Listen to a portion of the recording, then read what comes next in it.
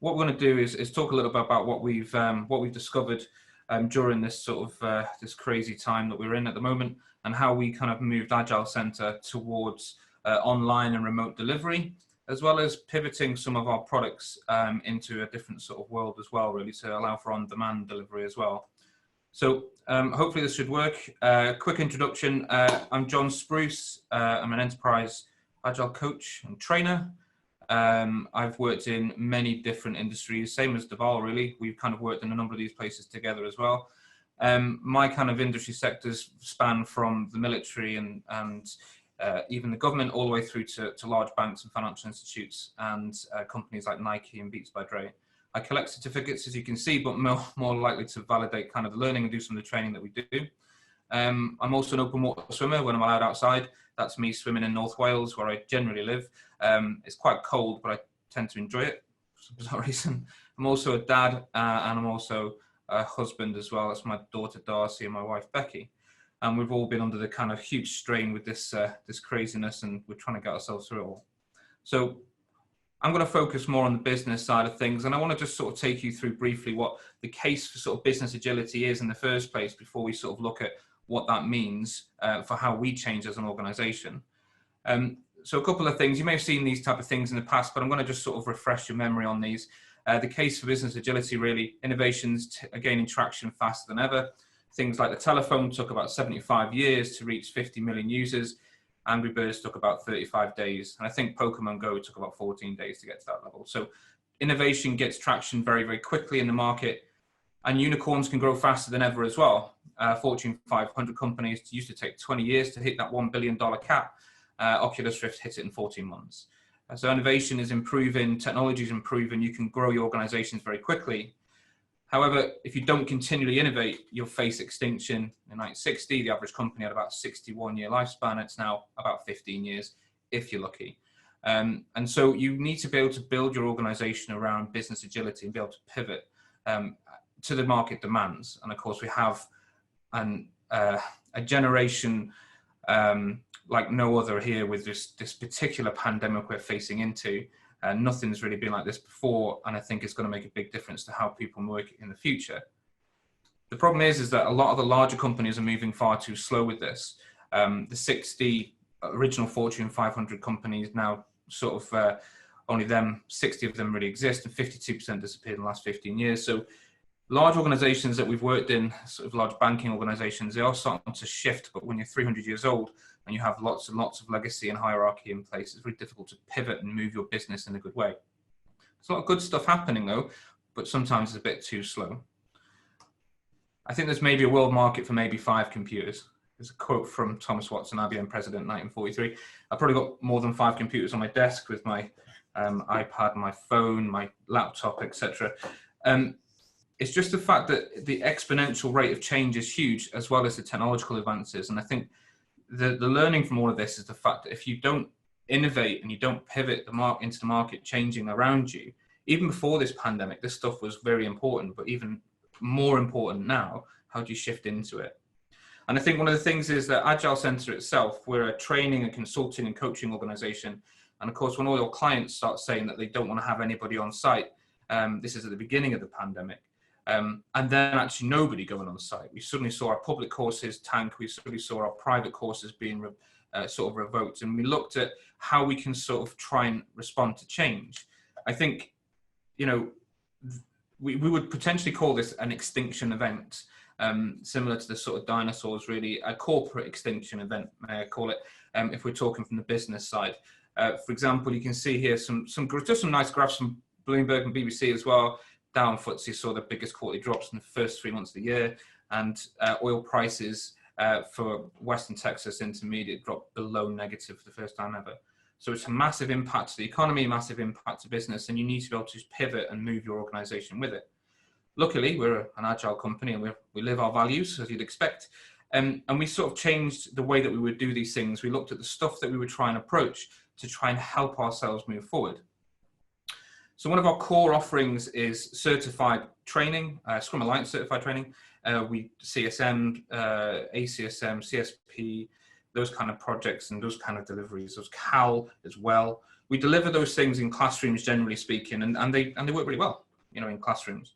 But however, the delivery mechanism when you move to online is very different. People engage differently. People are getting Zoom fatigue already because of being on calls all day, as Deval mentioned before. And so you have to sort of organize and design your products in a way that allows for that to happen. So people learn differently online. There's a safety issue there. People are looking into a camera. We've got 30 or so people on the call and maybe 4 people on the cameras. So people kind of generally kind of keep themselves away from that. It's difficult to sort of do that. There's a fight or flight response to being on a camera. Psychologically, it can make you feel quite kind of exposed, really. So what we want to try and do is allow for smaller learnings using sort of things like breakout rooms, etc. Zoom has that facility. You can try and work with MS Teams to make that work as well. We've found a couple of ways of doing that with some of our clients. We've had to allow for more regular breaks to allow people to do it. What a really interesting thing, though, is actually it's easier to get people back into a training room online than it is in person. Of course, if you have a timer going off that says you need to be back in 5 minutes from a coffee break or what have you, when you're in a training room, you have to go out and herd the cats. You're often out of the room trying to get people back in and start training again. But actually, we're finding that people are more responsive and more sticking to the time boxes, which is interesting. We're also looking at shortening down the duration of the courses. So instead of it being a 2-day slog of Zoom, spreading them out across 3 or 4 days so that people have got both the breaking activity of looking after the kids or taking their share of the chores or what have you in the morning and then doing the training in the afternoon. And although it trains out a little bit longer, the actual delivery is the same. And what we're finding is that people are enjoying that a lot more because it gives them that kind of balance. And so we're sort of playing with the length of time, sometimes 4 days, sometimes 3, and it's kind of working quite well. The breakout rooms we're finding the most important thing, really, because we do table-based activities and interactive games. But what we're finding is that if you get yourself out in a breakout room, people can converse and sort of talk to each other. What we're finding in the main room is that people are very kind of stony silent, put themselves on mute and really kind of just listening to you. So it's a difficult thing to sort of manage. One of the things we've also found is reading people's body language within the kind of course is quite difficult as well. And you'd normally get that in the room, is get a tacit feeling for how things are going. And you've not really got that in there. So you've got to translate that training from the classroom into sort of online, really. And some of the things that we've mentioned here is about how you set your space up, really. This is Karim, one of our trainers, and one of the founding partners of Agile Centre alongside Jon and myself. You may get a separate mic, it's generally okay. I've got one set up on this kind of setup here and a high quality camera. You can use the laptops, but actually you find there's a better presentation if you have better equipment with what you can. Get a light box. We've got a soft box in this particular room here, which will help kind of illuminate the picture and give you a little bit of a base there. And internet connection is key, making sure you've got a decent, solid connection for when you're delivering long-term kind of training. Multiple screens is important. I've got 3 in front of me here at the moment. I've got my laptop. I've got the Zoom call up on this side here with a timer telling me how far I'm going. And I've also got my keynote up on the far right here as well, which is full screen. Quite interestingly, the keynote you're seeing on screen at the moment is actually exported to HTML. So what I did in Keynote, I exported out as a HTML presentation, and I can now run that full screen inside a browser window and still have all my other windows and all my other screens working. Because what we found is when you actually run full screen on Zoom, things basically, that the presentation takes over everything and you can't see anything on the screen. So we found that that's quite an interesting takeaway. Now, you may not all have a spare office like I have, or the spare room in the bottom of the garden that Karim's built. So you can still work with what you have. This is Jon's setup. There's a bit of a light around each side of the screen and a small webcam there. Just make sure the space is there and kind of test it for different kind of reasons. There are different ways to set this up from a different kind of cost perspective. Making sure the space is set up for you to achieve the best kind of delivery is really important. So do test and play about with different options there as well. Remote tools. We talked briefly before about Microsoft Teams. You can use Zoom. For example, Zoom has had a lot of security issues recently, or stuff in the press around that. So some of the clients are reacting by reducing that. So one of our clients currently, Zoom is classed as a virus according to their system and takes it off the laptops anybody's using. And so their preferred tool is Microsoft Teams, and you can use channels and chats to create breakout rooms to make Microsoft Teams work for you. And so you need some kind of remote tool to enable the actual delivery of the training, similar to what we're working on now with Zoom. Microsoft Teams can do it. Skype for Business, etc. Just sort of play with the different tools, look at the different things that are available, because it will make a big difference when it comes to working with a client who may be not able to use your particular setup, and you may be able to pivot again the way you work with it. We've worked with both Miro and Mural, which are whiteboarding kind of collaborative tools. We kind of leaned on Mural more than anything else because that actually seems to be the best for what we want to deliver with. So that's quite cool, and it works quite well. On the right-hand side there, you see there's a little video playing a minute ago of everybody kind of playing and moving teams around, moving cards around a team board, and everyone can see the same board, and everyone can see that inside the actual chat as well. And it really helps to kind of create that interactive feeling as well. So try and convert your courseware, your kind of materials and your presentation work into these kind of collaborative tools. And they're definitely very helpful as part of what we've seen. Again, test what works, because we found some organizations don't allow access to others, and we've got to sort of have these things in the bank. What I've also seen a couple of trainers doing currently as well is actually going more offline by going online. So actually by going online, they have a second camera set up, and it's pointing straight down, and they're using post-it notes, and they're drawing, and they're kind of creating different things, using kind of Bicklebow and all that kind of approach from drawing approach, but using a camera looking down on their stuff, a bit like an OHP from back in the old days. So there are different ways and different setup depending on your style, but I think the big thing here is to sort of test as much as possible.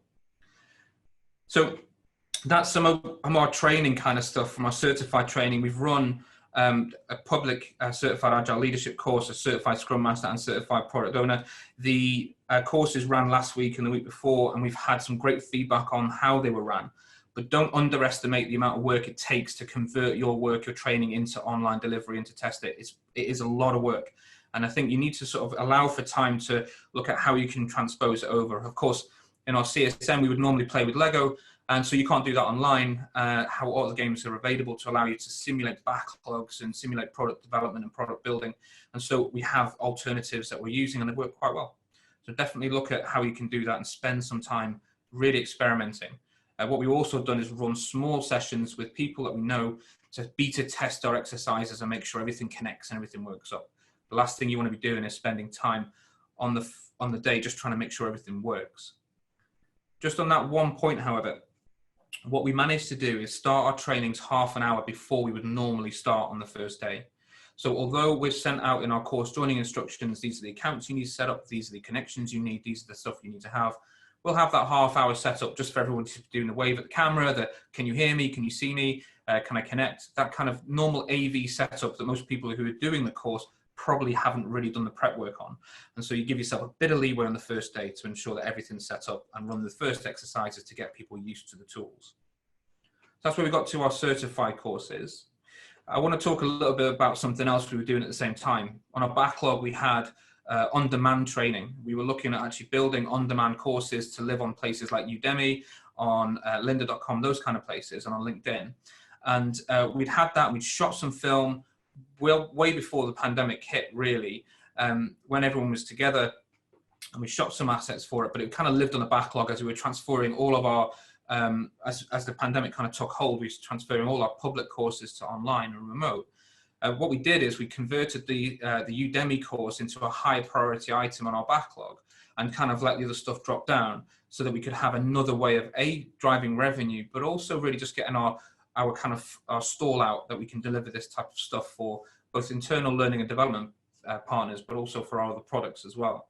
So brutal prioritization of what's important, and we kind of bumped that up the wall. So as the guys were transferring their courses over, I was busy producing a Udemy course in the background. So we had product development, we had one day of filming, and it was a brutal day. I would probably suggest that you do like a couple of days of filming, but even with this setup I have now, I could probably do a recording of a very similar kind of course, maybe on user stories, maybe on prioritization, maybe on leadership coaching. And you can record the filming, but actually the filming is actually quite a small amount of the overall kind of work that you have to do. We had a month of editing time, slicing and dicing all these films, probably about 60 or so individual films and then all got pieced together to basically create all the different sections within Udemy to create learning objectives and the summaries and the films and the quizzes. And there's actually a lot of work involved in that and the production of it. But we prioritized everything, hunkered down and got a whole team focused around it. The end results was a 2-hour on-demand video course. We've got about 5 or 6 course material downloads that we created as PDFs, Scrum guides, etc. And then in effect, we launched at the beginning of March, just as everything kind of went into lockdown and everything went a little bit crazy.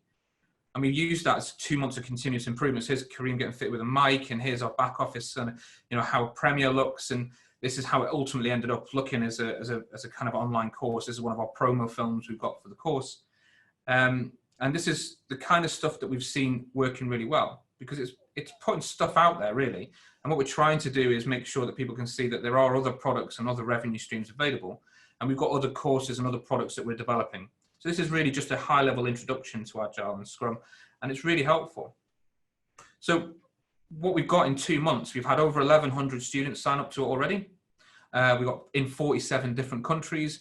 There's loads of data in the back end of Udemy that gives you information on this. 24,763 minutes taught. And we've managed to keep quite a high star rating, about 4.3 stars, and that's across all those students that have been rating. So once you've got people using your course and you've got a high star rating, Udemy's algorithm pushes things up the listings to actually promote you more and more and get more and more people on it. But the revenue was only one aspect of this, and one of the big things here is more about it making a shop front for us as trainers to be able to offer this stuff to our customers in different ways. So what have we learned along the way? Okay, so there's a few things we've learned along the way. I was going to put the big pivot picture that Deval put in, but I've decided against it. I moved it out before. But actually, evolution and innovation are key. Look at opportunities to leverage technology to evolve your products. We have classroom-based products that you whiteboard most of the time, and you spend all the time on post-it notes. And how can you make that an experience which is highly interactive and engaging online? Leverage the tools, look at the technology that can use it. One important thing as well is that we actually reduced the number of people that can come into a course as well. So we reduced it to a smaller number to get the initial test bed done, and that was enough to help us understand how far we can go with some of this stuff as well. Okay. Prioritize innovation for the new normal. So we were prioritizing a lot of other kind of fixes for our website and our other kind of BAU work, but we actually prioritize the innovative product, the new product that we were launching, so that the new normal is something that everyone can sort of access and work into.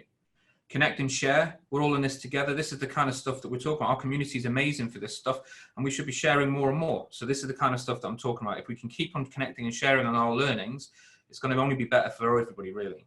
And expect and adapt. Well, it's Agile, right? Perfect is the enemy of good. Launch something, test it, work it through, and see if there's any way you can come back. And the idea here is that you can evolve and move things forward, and you don't have to be you don't have to have the perfect setup to actually start working in this kind of way. I think it's important to know that you should start trialing and testing things early. So at least you know that you can then pick up and move with this stuff. So, shameless plug. Of course, I'll show you some of the bits and pieces we've done. The actual course itself, I've got a code that runs until the 1st of May. You can get access to this. I'll share this deck after this presentation as well, but you can take a screenshot of this if you need to. Our actual introduction to Agile and Scrum, it's normally about 190 quid, I think. By average, it kind of sells between 13, 15 pounds, but I've got a free course here that I'm giving you a code for this. You can take that. You can use it anytime you want, but you should claim it within the next sort of 2 days. It'll expire on the 1st of May, but the actual use you'll get lifetime access to. All that stuff I mentioned about the production we've done, the self-paced validated learning, the completion certificates, it's all really great stuff, and it's really helpful for people who are looking at a high-level introduction to Agile and Scrum. And also you can see the kind of work that goes behind that in the scenes as well. As far as the other courses we do, we've also put together a webinar code as well for this particular webinar called webinar-15. I'll give you 15% off any one of our courses. And we're running a few of them at the moment, which are online virtual courses. We've got the Certified ScrumMaster that you may all have already had. If you don't, then there's access to that you can do with the Access Online Assessment. You've got the Certified Product Owner course as well, similar 2-day course, sometimes spread out over 3 or 4 days, sometimes on 2. Look at the website, see the dates that we're running at the moment for those things, and you get access to all the tools that you can use for all of this stuff as well. And if you're looking for more of an Agile leadership approach, the kind of how you look at becoming a catalyst leader for your organization, how you look at the leadership agility kind of approach, and how you move from an exploit to an explore kind of organization as a different leader. This is the 2-day course that's really immersive, really interesting to sort of work through. And it gives you lots of great models to start playing with and start using in your organization as well. Again, very difficult to transfer all this into online interactive, and we've had some really good feedback that we have already iterated on and already changed some of our course materials as well. Use that code, you get 15% off at the checkout on our secure website. So with that in mind, I've got a little bit of time left, maybe a minute to go to Q&A, but I think we're going to go to a group Q&A anyway, so I'll let Alex sort of host that. And that's my time. Thank you very much for listening. I'm happy to go to questions now if there's anything to do. How did you simulate breakout rooms on Teams? It's making things difficult for my educations on Teams and hard to do. So there's I can take you individually through this. It takes about half an hour to actually demo it, but the very simple way to do this, and I can connect with the individuals afterwards if they want to sort of ping me an email, what have you, is in MS Teams you can create different channels, and you can run simultaneous meetings inside MS Teams as well. So for example, I'd create a channel called main training. I'll call breakout room 1 another channel, breakout 2 and 2 another channel, breakout room 3 another channel. So I'd have 3 or 4 channels all sat up there. I'd run the main training in that kind of initial meeting room called main training room. And then what I would do after that is then ask people to join their own breakout rooms and run immediate meetings. I think they're called Meet Now meetings. So you can run these recordings. You can only ever be in one meeting at a time. So if you're in the main training room and then you go to the breakout room, your meeting will be on hold for the main training room. And when you finish that, you can then ping everybody in that room, ask them to come back out again. So it's a little bit more overhead than you'd have in Zoom. Zoom allows you to just press a button and push them all out into a room, and after a short period of time, pull them all back again. And it's one of the key features of MS Teams that they've been trying to resolve for quite some time. But this is a workaround that works quite well. And actually one of my clients that I'm running training on next week, they can't use this, as I mentioned in the talk. So we're using Teams because that's what they have internally. And we've demoed it with them on their side, and it worked really well. So create multiple channels. Then you can run a video channel, a video chat in each one of those channels, and you can move people in and out of them by asking them to move in and out. So you can join the channels, ask them to move out, send them notifications as well. So it's kind of quite a handy way to do it. But it's a little bit more cumbersome than Zoom, but it is workable, and it works to great effect, because one of the big things you don't want to have is the entire training to be everybody sat in one big room, all just staring at the trainer, because no one interacts then. Hope that answers the question. Thanks, John. Another one for you. Yep. This is slightly related as well. Are you setting up back channels in case people lose their connections? Yeah, so we go back through and just make sure that everyone's kind of connected. We've got a little bit of check-ins all the time just to make sure that things are there. And we are looking at all these different kind of who's actually still connected to the meetings and to the murals and stuff. Because you've got quite regular breaks throughout the training, what we've found is that you've got an opportunity to do a quick sense check how many people are there, and ping individuals if you're finding that they're kind of disengaging quite a lot. So yeah, we tend to do that. And we also do a bit of a sense check. So what Dewar was saying about a bit of a sync, a bit of a check-in at the beginning of the day. When everybody comes back, we're asking after maybe 2 hours, we're doing check-ins just to see how people are feeling, fist to five, everyone okay, everyone all right, just those kind of things throughout the training, just to get a sense of where people are and if they're still engaged. Thank you. Another one to you, John. How do you think your industry shifts in the future? Is everything going to be online, and are you not worried about theft of content?